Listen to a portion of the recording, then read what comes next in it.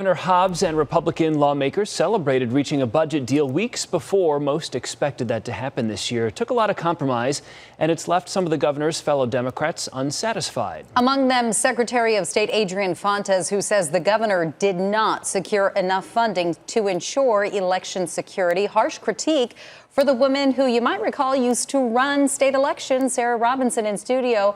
How much was Fontes asking for? Well, Fontes wanted an extra $2.7 million, with a big chunk of that to go into additional security for the upcoming election. He thought this would be a slam dunk given Hobbs' personal experience in the role. As former Secretary of State, Hobbs received death threats following the 2020 election. And in gearing up for the next presidential election, Fontes feels like this should have been a top priority. He says an added level of security would make it easier to recruit, train, and just as importantly, maintain election officials across the state. Senior election officials have been walking away from the job. 11 out of Arizona's 15 counties saw high-level officials leave the job this year as our state once again prepares for a big election. Here's the thing. Folks want safe and secure elections. We need to pay for it. And we really weren't asking for that much. Security is a big deal, but it comes in three packages, right? There's the information technology, security systems, there's locking down our infrastructure, which is where our people live, and then security for our folks, make sure we don't have any internal threats. At the end of the day, it's the final result that matters. And the final result that we got is a reflection of a stance that does not prioritize election security.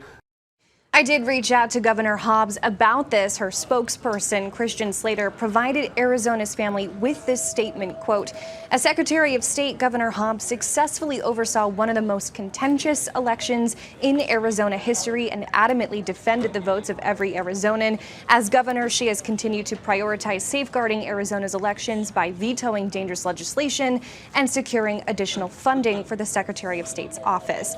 Governor Hobbs will continue to put people over politics on every issue, including our elections." Now, Fontes says without the funds for continuation of election official training, he's worried there won't be confidence to provide consistent service each year. Guys? Sarah, there's been a lot of talk for several years about election security. So has that office seen an increase in funding in prior budgets before this one?